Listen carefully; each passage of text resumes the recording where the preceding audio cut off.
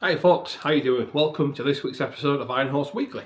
Coming up, I'm looking at making a two-way, or should I say end of train lamp for a brake van of mine. The idea is to have a end of train lamp on either side of it, which is DCC controlled. So all I do is swap the direction round and the corresponding light lights up. We've also got some layout updates on the new little shunting layout, Steve Thomas line. I'm looking at doing a little bit of Scenic work on that as well. So let's get to it.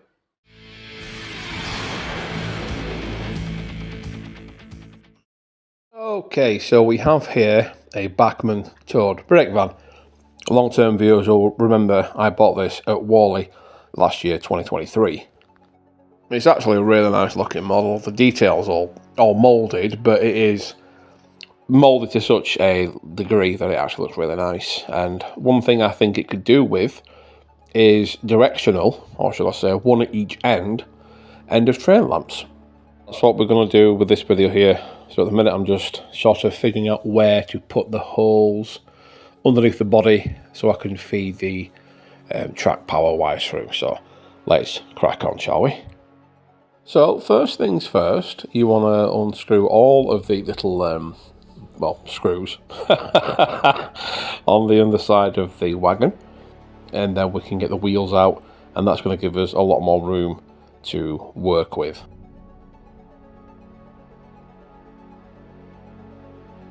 I did have a little bit of trouble getting the body separate from the chassis. In the end, I just had to force it, and one of the stairs at the front snapped off. I think it's been previously glued at some point, but a very, very, very minor thing and easily repaired. There we are. Now we've got the chassis disconnected from the body. There's a little stay in the middle there which just slides out as well, or if this case falls straight out. Then this lets us have a look, and now we can see where the wheels are going to go. I'm not using the existing wheels. You can get pickups which stick to the bottom of the chassis, but it means adding more and more wires. So I'm actually going to use the wheel sets from DCC Concepts because they actually already come with really nice copper pickups attached to the wheels as it is. And when you're doing a job like this, you just want to save as much time, effort as possible. So for the next stage, we're going to take the wheel sets out of the packet. Now they do these in different sizes. I actually have quite a selection of these myself for various different things. And even though there isn't an exact match, I decided to go with the wheels which were a little bit smaller than the existing ones. Just because if I put the bigger ones in, you run the risk of the wheels actually catching the wagon body. So in the end, I did decide to go for the slightly smaller diameter wheels. And all we're doing now is just trying to find out the best place to have the tail which comes off of the axle on the wheels. You see it comes off to one side there, and we're going to drill a hole in the chassis so that little tail slides up into the body of the wagon there. For making the hole, I've used a pin vise drill, but you really can use anything which makes a hole. If you've got a big old drill, use that. You could even pierce a hole through the body using a really hot, like a knife blade or a screw or something like that. Anything to make a nice hole so you can actually get the tail from the pickups through into the body so we can wire to it and solder to it later on.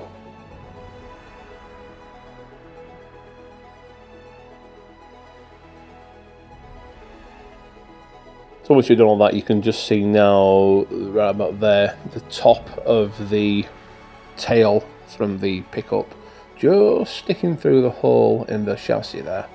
And that's great because now when we eventually get the wire in there, we can solder just at the top of that and it's perfect. And all I'm doing here is just making a slight incision in the wall of the wagon just so the wires can lead into the cab area so it doesn't get trapped or caught or cause anything. It's only a small cut and you really won't be able to notice it from regular viewing angles, so it's just something we need to add there just for a bit of future proofing. Now with the end of train lamps I'm using, I'm not actually going to bother using the boards which come with them, even though they work really well. I'm actually going to use a decoder, and the reason why I'm using a decoder is because the decoder already has the front and rear light function thing set in place, and because of the era I'm modelling in this particular instance has the solid lit lamps, I can actually get away with not having the continuous flash which appears on these lamps as standard. As I say, we're not going to need anything from that pack. All we're going to need is the end of train lamps, which are super detailed and fine, and they come with nice long wires which are enamel coated. That'll help for later on. And then we're also going to get some 5k resistors. Now you can double these up if you want, or have a stronger resistor if you want the light to be dimmer. Now this next piece, you don't really need it. It's only because I've used a 6-pin decoder. It's just a harness to get some wires on there really, so we can work with them. I mean, again, you don't necessarily need a harness if you've got a decoder which has already got a socket on there. Just snip the socket off like I'm doing here, and then you've got access to all the various different wires. The grey and orange wires you won't need, so feel free to trim those back as well. Then we can move on to the next part, which is quite an important section really. It's going to prepare the wagon for the attachment of the end of train lamps. Now I'm just going to position each end of train lamp above what I assume to be the lamp irons on the wagon. Now I'm going to select a drill bit which is just a little bit bigger than the location peg on the end of train lamp there, just so that it gets, you don't want it too big, too small. You just want to get it just right, so when you get the super glue on there and you get the wires through there, things work out a lot easier for you. Unfortunately, it can be a little bit fizzy. A good set of tweezers will really help you get the wires through the body of the model. If you, like me, have big old sweaty meat paws, makes things a lot harder than it has to be. But once you get them through, you repeat the process and then you can carry on nicely. Now the enamel coating on these is good because you can just solder straight to it. So as you can see with this the piece which I'm going to solder, put a bit of flux on there, get the iron nice and hot, and away it goes. But anyway, we're about done with getting this into the body now. We're then going to do the same with the other end, and then we're going to glue it in place just to hold it steady, hold it fast. And then we can look at actually doing some soldering and some wiring.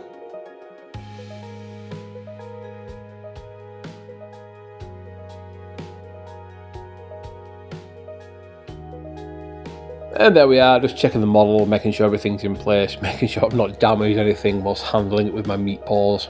And this is the resistor. We're going to use one of them for the front end and one of them for the other side.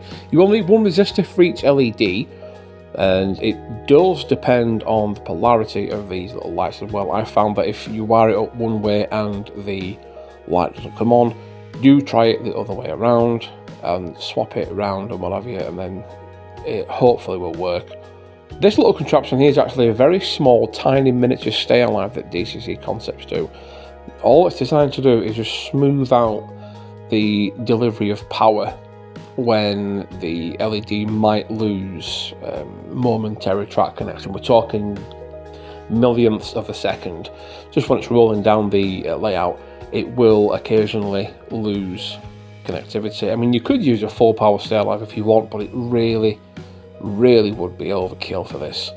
These tiny ones cost a couple of quid and they do the job just nicely. They're nice and small, nice and compact, and they wire in just like any other stay alive would anyway. So you've got your blue for common positive and you've got your black as well for your earth. Now, one thing to note with this little decoder in particular, it doesn't seem to have a common positive coming out of the harness end. So all I've done is I've tapped into the feed to the common positive on the stay alive circuit. It's the same circuit, it's just the only way I could get into it. So I've actually separated the two, so it's quite fiddly for me.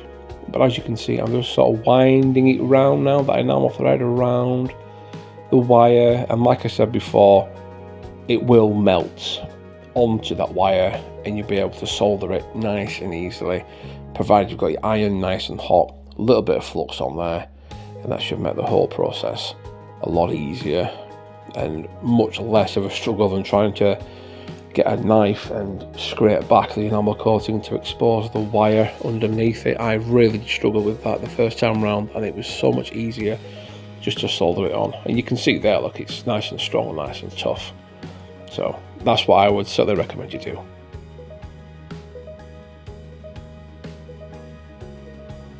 And now it's just a case of getting the wires all in the right order, really. You've got your white for, I think it's the front headlight, and the yellow wire is for the rear headlight, or what would be the tail light. Doesn't really matter for us in this instance, because essentially one is for the front, one is for the rear. So you'll take one of your wires from your LED and solder it to the yellow wire, and then one of the wires from the other LED and solder that to the, in this instance, white wire, and then you take the spare wire from each LED and connect them both to that common positive. Now, like I said before, you may need to swap around which wire you connect to the common positive and which wire you connect to the white or the yellow wire, depending on the polarity of the LEDs in question. I found that it didn't work one way, so I simply swapped them around and it did, so just bear that in mind. As long as you've got a resistor in place, your LED will be protected from popping. You should be okay. If, like me, you've got access to a little 9-volt battery, or even better, a very small voltage watch battery, you can actually get away with using one of those to test the polarity of the LEDs before you put them in, and that will just make the whole process so much easier in determining which is which. So all I'm doing now is just finishing up the soldering, and then once that's done, it'll be a case of neatening up the wiring, protecting everything with a little bit of heat shrink and heat wrap. Before we do any of that though, it'll be a case of just giving it a little bit of a dry test before we fasten everything back down, just to see if we need to adjust anything, or like I said, we need to swap which wire goes to the common positive or to the white or to the yellow wires. So again, a little test run is always worth doing where you've got everything in your hand there. I'm just going to bare back the wires now, trim back the grey and the orange wires as I mentioned previously, and then we're going to go and give it a try. Now, it does just so happen that all the tools I'm actually using today, including the little drill bits, are all from DCC Concepts. So I've only had to go to one place to get all the components to do this, which makes things so much easier. And because they're all designed to work with each other, again, you've very little in the way of things to go wrong, even when you're doing a little lighting project like this. And this is the same process you would do if you wanted to add lighting to a locomotive. You may remember I added lighting to a Class 66 from Hornby not so long ago. You can check that video out if you look at my library. And it's the same process. It's no more complicated. There's just a few more wires, really. Just take your time and use the resistors. Again, I should have used a stronger resistor for the 66. Those of you who have seen it will know it's pretty much like a torch. But I digress, and we continue with this current little project. Now that's all the wiring for the body side of things done. It's just now a case of getting the wires that come from the tails, which come from the axles and the wheels, through the body chassis, and then very, very carefully just soldering wires from the decoder to them. And again, this is where a nice hot soldering iron comes in. You might think, well, if we've got hot soldering iron, won't I melt the plastic? No. As you can see, I've done absolutely no damage to that. The reason why you want a nice hot iron and a steady hand is because the wires will join almost instantaneously, and you've less chance of slipping through fatigue of your hand and burning and melting something you didn't intend to. Now that's one wire joined to the board. All I need to do is do the second one and then connect them both to the decoder, and then once that's out of the way, it's going to be time to give it a little bit of a dry test, get everything wrapped up, heat shrinked and protected. A little bit of a dry test, and then hopefully nothing goes bang. Let's see how we go on, shall we?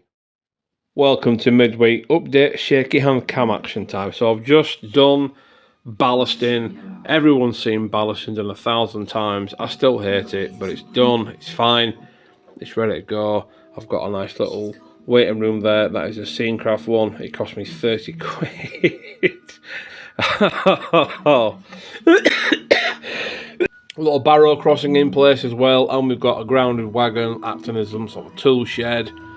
Little goods platform here with a crane, and then down this end we're going to have a little coal yard slash generic yard for other nonsense and purposes.